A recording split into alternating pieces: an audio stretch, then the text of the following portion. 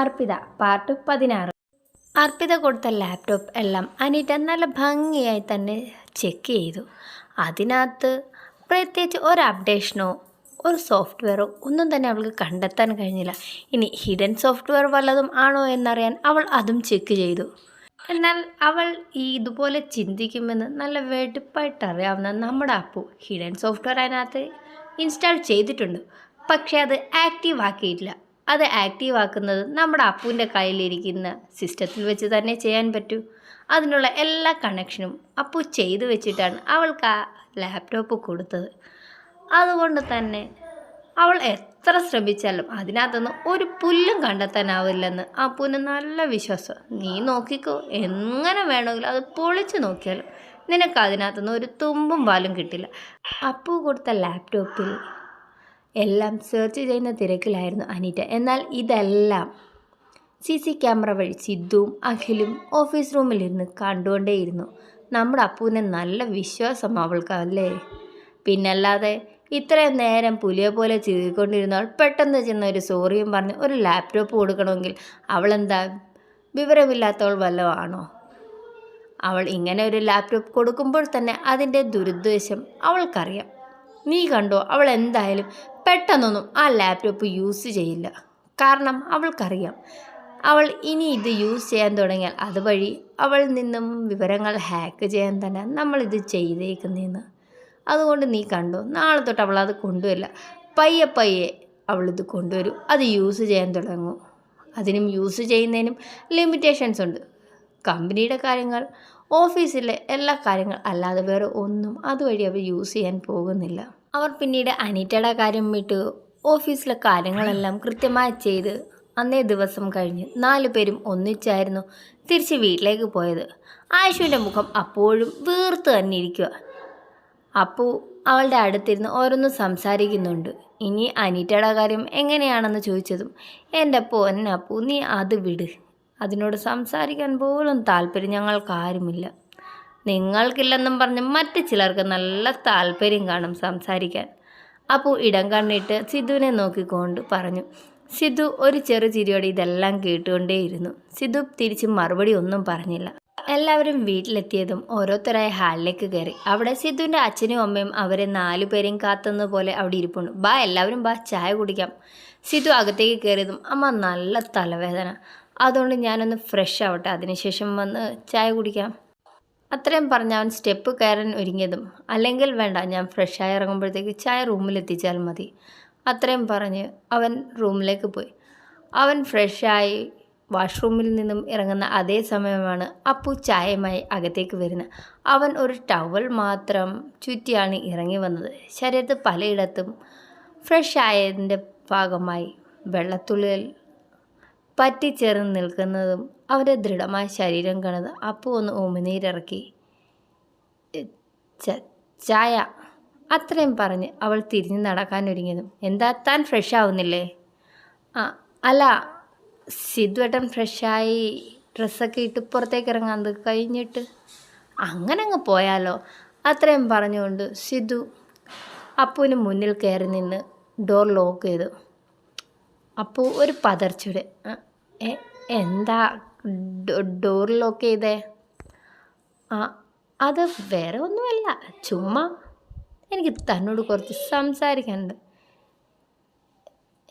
എന്ത് രാവിലെ സംസാരിച്ചതുപോലെ വല്ലതുമാണോ? ഏയ് അങ്ങനെ ഒന്നുമല്ല, എനിക്ക് തന്നോട് സീരിയസ് ആയിട്ട് സംസാരിക്കണം. അത്രയും പറഞ്ഞ് അവൻ അവളുടെ അടുത്തേക്ക് ഓരോ ചുവട് വെക്കും തോറും അവൾ പിറകിലേക്ക് ഓരോ ചുവട് വെച്ച് ഭിത്തിയിൽ തട്ടി നിന്നതും അവൻ അവളുടെ ഇരുവശങ്ങളിലായി കൈകൾ കുത്തി. കാറിൽ നിന്ന് എന്തൊക്കെയൊന്ന് പറയുന്നത് കേട്ടല്ലോ. ഞാനോ? ഒന്നും പറഞ്ഞില്ലേ? അനീറ്റയുടെ കാര്യം പറയുന്നതിൽ എന്തോ താല്പര്യമുള്ളവരുണ്ടെന്നോ ഒക്കെ പറയുന്ന കേട്ട്. അനീറ്റ എന്ന പേര് കേട്ടതും നമ്മുടെ അപ്പുവിന് ദേഷ്യം എവിടെ നിന്നാണ് വന്നതെന്നറിയില്ല. പിന്നെ ഇന്ന് രാവിലത്തെ സംഭവം കണ്ടിട്ട് നിങ്ങൾ ഒരു വാക്കുകൊണ്ടെങ്കിലും അവളോട് എന്തെങ്കിലും ചോദിച്ചോ? അല്ലെങ്കിൽ അവളോട് പറയണ്ടായിരുന്നോ ഇങ്ങനെ വന്ന് ചേർന്ന് നിൽക്കുന്നത് എനിക്ക് ഇഷ്ടമല്ലെന്ന്? പിന്നീട് ഞാൻ ഓഫീസിൻ്റെ ക്യാബിനിലേക്ക് കയറി വന്നപ്പോൾ അവൾ അതേ പൊസിഷൻ തന്നെ നിങ്ങളോട് ചേർന്ന് ഒട്ടിയിരിക്കില്ലേ? എന്താ കാന്തം വല്ലതെന്നോ? എപ്പോഴും നിങ്ങളുടെ അടുത്തേക്ക് വരുമ്പോൾ അവൾ അറിയാതെ വന്ന് ഒട്ടാനേ?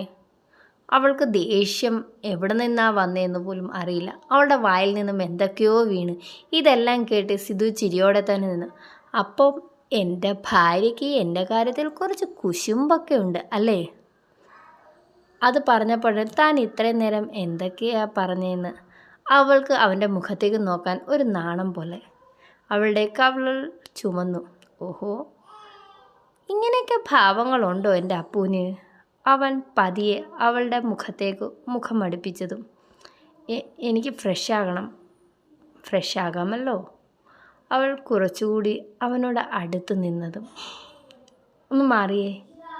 അത് ഏട്ടൻ ഫ്രഷായി നിൽക്കല്ലേ, ഞാൻ മൊത്തം വിയർപ്പിൻ്റെ സ്മെല്ലുണ്ട് എന്നിൽ, അതുകൊണ്ട് ഞാൻ ഫ്രഷായി വരാം. അത്രയും പറഞ്ഞ് അവനെ ഒന്ന് തെള്ളി മാറ്റി അവൾ വാഷ്റൂമിലേക്ക് കയറി. വാഷ്റൂമിൽ കയറി ഡോർ ലോക്ക് ചെയ്ത് ഡോറിൽ ചാരി നിന്ന് അവൾ ദീർഘമായൊന്ന് നിശ്വസിച്ചു. അത്രയും നേരം തന്നോട് അടുത്ത് നിന്നതും തൻ്റെ ഹൃദയമിടിപ്പ് വല്ലാതെ ഉയരുന്നതായി അവൾക്ക് തോന്നി. സിദ്ധുവേട്ടൻ എപ്പോൾ തൻ്റെ അടുത്തേക്ക് വരുന്നു തൻ്റെ ഹൃദയമിടിപ്പ് വല്ലാതെ ഉയരുന്നു. സിദ്ധുവേട്ടൻ്റെ മുഖത്ത് നോക്കാനോ ഒന്ന് സംസാരിക്കാനോ തൻ്റെ നാവ് പോലും ഒന്ന് ഉയരുന്നില്ല. അതുകൂടാതെ ശരീരമാകെ ഒരു വിറയൽ, വല്ലാതെ വിയർക്കും. എന്താ ഇങ്ങനെയൊക്കെ തനിക്ക്? സിദ്ധുവേട്ടൻ അടുത്ത് വരുമ്പോൾ മാത്രം ഇങ്ങനെയൊക്കെ ഉണ്ടാകുന്നത്? അവൾ അങ്ങനെ ഓരോന്നാലോചിച്ചുകൊണ്ട് ഫ്രഷായി പുറത്തേക്ക് ഇറങ്ങാൻ ഒരുങ്ങുമ്പോഴാണ് മറ്റൊരു കാര്യം അവൾ ഓർക്കുന്നത്. ഫ്രഷായി പുറത്തിറങ്ങാൻ താൻ വരെ ഡ്രസ്സ് എടുത്തിട്ടില്ല. അവൾ തലയ്ക്ക് കൈവച്ചു. താൻ എന്താലോചിച്ചിട്ടാണ് ഫ്രഷാകാൻ കയറിയത്? അപ്പോൾ സിദ്ധുവേട്ടൻ്റെ കയ്യിൽ നിന്നും രക്ഷപ്പെടാൻ വേണ്ടി വാഷ്റൂമിലേക്ക് ഓടിക്കയറിയതാ. ഒന്നും ആലോചിച്ചില്ല. അങ്ങനെ ഓരോന്ന് ചിന്തിച്ചുകൊണ്ട് ചുറ്റും വീക്ഷിക്കുന്ന അതേ സമയമാണ് വാഷ്റൂമിൻ്റെ ഒരു ഏരിയയിൽ സിദ്ധുവിൻ്റെ ഒരു വൈറ്റ് ഷർട്ട് കിടക്കുന്നത് അപ്പുവിൻ്റെ ശ്രദ്ധയിൽപ്പെടുന്നത്. പെട്ടെന്ന് തന്നെ ഓടിച്ചെന്ന് ആ വൈറ്റ് ഷർട്ട് എടുത്ത് അവൾ ധരിച്ച് പതിയെ വാഷ്റൂമിൻ്റെ ഡോർ തുറന്ന് പുറത്തേക്ക് നോക്കി. അവിടെ സിദ്ധു ഒന്നുമില്ല എന്ന് മനസ്സിലാക്കി അവൾ പതിയെ വാഷ്റൂമിൽ നിന്നും പുറത്തിറങ്ങി 2 ചുവട് മുന്നോട്ട് വെച്ചപ്പോഴാണ് ബാൽക്കണി ഏരിയ ഡോർ ക്ലോസ് ചെയ്ത് സിദ്ധു അകത്തേക്ക് കയറി വരുന്നത്. തൻ്റെ ഷർട്ടും ഇട്ട് നിൽക്കുന്ന അവളെ കണ്ട് അവൻ അടിമുടി അവളെ ഒന്ന് നോക്കി. സിദ്ധുവിൻ്റെ ആ നോട്ടം കണ്ട് അപ്പോൾ തന്നെ അടിമുടി ഒന്ന് ശ്രദ്ധിച്ചു. ഫ്രഷായി ഡ്രസ്സില്ല എന്ന് ഓർത്തതും പെട്ടെന്ന് സിദ്ധുവിൻ്റെ ഷർട്ട് കണ്ടതും ദേഹം ഒന്ന് തുടയ്ക്കുക പോലും ചെയ്യാതെ കിട്ടിയ ഷർട്ട് എടുത്തിട്ട് പുറത്തേക്ക് ഇറങ്ങിയതാണ്. തൻ്റെ ശരീരത്തെ വെള്ളം കൊണ്ട് ആ വെള്ള ഷർട്ട് തൻ്റെ ശരീരത്തോട് ഒട്ടിച്ചേർന്ന് കിടക്കുന്നു. തൻ്റെ ശരീരത്തിൻ്റെ ആകാരവടിവ് എടുത്ത് കാണിക്കുന്നുണ്ട് ഈ ഷർട്ട് വഴി. ഒന്നും ഓർക്കാതെ ആ വെള്ള ഷർട്ട് എടുത്തിട്ടപ്പോൾ ഇങ്ങനെ ഒരു അബദ്ധം കൂടി അവൾ ഓർത്തിരുന്നില്ല. അവൾക്ക് എന്തെന്നില്ലാത്ത ഒരു വെപ്രാളം വിറയലും വന്നു. സിധു പതിയെ തൻ്റെ കയ്യിലിരുന്ന ചായക്കപ്പ് താഴെ വെച്ച് അവളുടെ അടുത്തേക്ക് വന്നു. എന്താണ് മോളെ ഇങ്ങനെ ഒരു വേഷത്തിൽ? അവൻ്റെ കണ്ണുകൾ അവളുടെ മുഖത്തൂടെയും ശരീരത്തൂടെയും എല്ലാം എഴഞ്ഞ് നടന്ന് കണ്ണുകളിലേക്ക് നോക്കി തന്നെ അവൻ ചോദിച്ചു. അത് വാഷ്റൂമിലേക്ക് കയറുന്നതിന് മുമ്പ് ഡ്രസ്സ് എടുക്കാൻ മറന്നുപോയി. അതിന് നീ എൻ്റെ ഷർട്ട് എടുത്തിട്ട് എന്തിനാ? അത് വാഷ്റൂമിൽ ബിന്നിൽ കിടന്നത് ഇത് മാത്രമേ ഉള്ളൂ, വേറെ എൻ്റെ ഡ്രസ്സൊന്നും അതിലില്ലായിരുന്നു. അവനൊന്ന് മൂളി. അവൻ അവളുടെ അടുത്തേക്ക് ചേർന്ന് നിന്ന് ഇടുപ്പിലൂടെ കൈയിട്ട് ഒന്നുകൂടി തന്നോട് ചേർന്ന് നിർത്തതും അവളുടെ മാറുകൾ വന്ന് അവൻ്റെ നെഞ്ചേക്ക് ഒന്ന് തട്ടി. അവളുടെ ഉള്ളിലൂടെ ഒരു തരിപ്പ് കടന്നുപോയി. നിന്റെ മനസ്സിൽ തെറ്റായി ഒന്നുമില്ലല്ലോ? എന്ത് എന്നർത്ഥത്തിൽ അവൻ മുഖത്തേക്ക് നോക്കി. അനീറ്റയും എന്നെയും ചേർത്ത്. എനിക്ക് അങ്ങനെ ഒരു ചിന്തയൊന്നുമില്ല, അവൾ ചെറുക്കെറിവോടെ പറഞ്ഞു. ഓ, ഞാൻ വിചാരിച്ചെന്ന് എനിക്കിനി അങ്ങനെ വല്ല ചിന്തയും ഉള്ളത് കൊണ്ട് എന്നെ പ്രലോഭിപ്പിക്കാൻ വേണ്ടിയാണ് നീ ഇങ്ങനെയൊക്കെ വേഷം കെട്ടി എൻ്റെ മുന്നിലേക്ക് വന്നേന്ന്. എന്നാലും അത് മനസ്സിൽ വെച്ചല്ല വന്നേ എങ്കിലും നീ ഇങ്ങനെയൊക്കെ വേഷം കെട്ടി എൻ്റെ മുന്നിൽ വന്നാലും എനിക്ക് ഒരു കുഴപ്പമില്ല, എനിക്ക് നല്ല കൺട്രോളാണ് കേട്ടോ. അത്രയും പറഞ്ഞ് അവളുടെ കവിളിൽ ഒന്ന് തട്ടി അവളുടെ കവിളിലേക്ക് തൻ്റെ ചുണ്ടുകളാഴ്ത്തി ഒരു കടിയും ഒരു ചുംബനവും നൽകി അവൻ പുറത്തേക്ക് പോയി. ഡോറ് ലോക്ക് ചെയ്ത് ഡോറിലൊന്ന് ചാരി ദീർഘമായൊന്ന് ശ്വാസമെടുത്ത് പെണ്ണിങ്ങനെയൊക്കെ വന്ന് നിന്ന. അതുമാത്രമല്ല അവൾ ആ വെള്ള ഡ്രസ്സിൽ എൻ്റെ അമ്മോ ഒരുവിധം ആ കൺട്രോൾ ചെയ്ത് നിൽക്കുന്ന. കുറച്ച് നേരം കൂടി ഞാൻ അവിടെ നിന്നിരുന്നെങ്കിൽ ഇന്ന് വല്ലതുമൊക്കെ അവളുടെ നടന്നേനെ. അവളോട് പറഞ്ഞ വാക്ക് വരെ ചിലപ്പം ഞാനങ്ങ് കാറ്റി പറത്തേനെ. ഈ പെണ്ണിൻ്റെ ഒരു കാര്യം. അത്രയും പറഞ്ഞ് അവൻ ചിരിച്ചുകൊണ്ട് തിരിഞ്ഞതും അവൻ്റെ മുന്നിൽ കൈയും കെട്ടി നിൽക്കുന്ന അഖിലയാണ് കണ്ടത്. എന്താണ് മോനിങ്ങനെ എന്തൊക്കെ പിറുപിറുത്ത് ചിരിച്ചുകൊണ്ട് നിൽക്കുന്ന വട്ടായോ, ഒന്ന് പോടാ. അത്രയും പറഞ്ഞ് അഖിലിനെ ഒന്ന് തള്ളി അവൻ താഴേക്കിറങ്ങി. ഇവനിതെന്താ പറ്റി? സാധാരണ ദേഷിക്കുകയാണല്ലോ പതിവ്. എവിടേക്കു സംതിങ്. അവൻ അങ്ങനെ ഓരോന്ന് പറഞ്ഞുകൊണ്ട് സിദ്ധുവിൻ്റെ ഡോറിനടുത്ത് വന്ന് ആ ഡോറിലേക്ക് നോക്കിയിരുന്നു.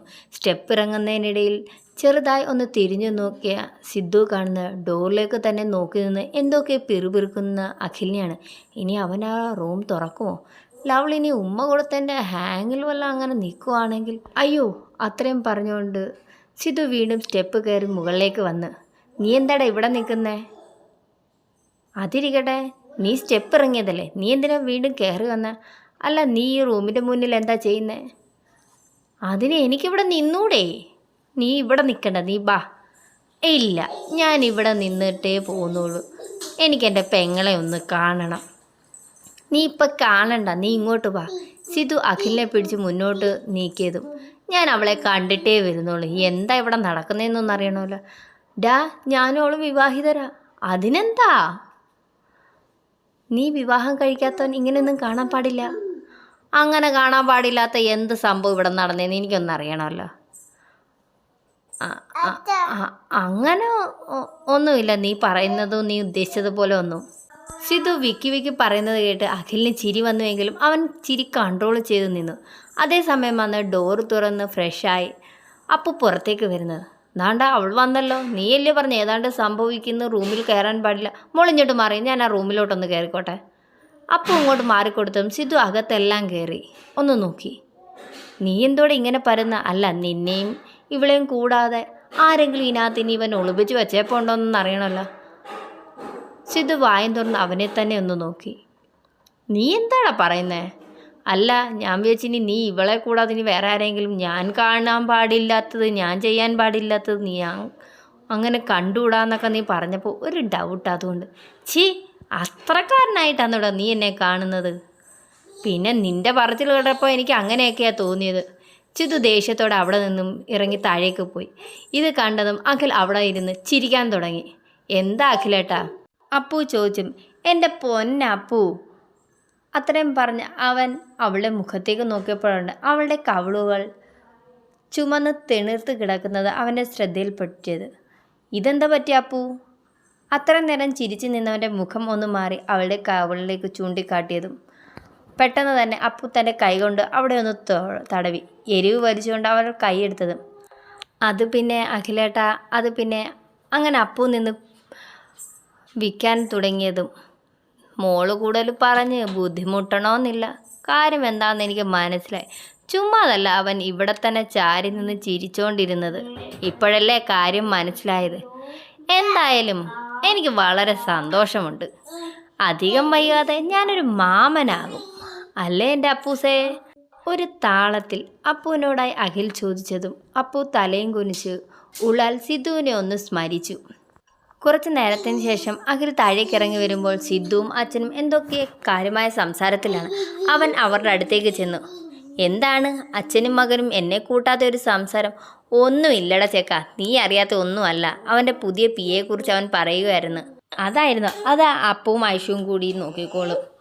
പിന്നെ സിദ്ധുവിനെതിരെ വല്ലതും അവൾ പ്ലാൻ ചെയ്യുന്നെങ്കിൽ അവളെ പിന്നെ ഫിത്തിന്ന് വലിച്ചെടുക്കാനേ പറ്റൂ. അതെന്താ മോനെ അങ്ങനെ? എൻ്റെ പൊന്നച്ചാ, ഇന്ന് ഓഫീസിൽ നടന്ന കാര്യങ്ങളൊക്കെ ഒന്ന് കാണണമായിരുന്നു. പിന്നെ അഖിൽ സിദ്ധുവിൻ്റെ ഓഫീസ് ക്യാബിൽ നടന്ന സംഭവങ്ങളെല്ലാം പറഞ്ഞ് അവരുടെ അച്ഛനിരുന്ന് ചിരിക്കാൻ തുടങ്ങി. അവൾക്ക് അങ്ങനെ തന്നെ വേണം. എന്തായാലും എൻ്റെ സിദ്ധുവിന് പറ്റിയ ഭാര്യ തന്നെയാണ്. എൻ്റെ സ്റ്റോറി പ്രസൻറ്റേഷൻ അത്ര പോരാന്ന് എല്ലാവരും പറയുന്നു. എന്താ കാര്യം? എന്താ ഏത് ഭാഗം കൊണ്ടാണ് അതിനൊരു പാളിച്ച പറ്റിയെന്നു ഒന്ന് പറഞ്ഞു തന്നായിരുന്നെങ്കിൽ എനിക്കത് ക്ലിയർ ചെയ്ത് മുന്നോട്ട് പോകാം. എല്ലാവരും പറയുന്നുണ്ട്, പക്ഷേ എങ്ങനെയാണെന്ന് മാത്രം ക്ലിയർ ചെയ്യുന്നില്ല. എനിക്ക് അത്ര വലിയ അറിവൊന്നും ഇതിൽ ഇല്ലാത്തത് കൊണ്ടാണ് നിങ്ങളോട് തന്നെ ചോദിക്കുന്നത്.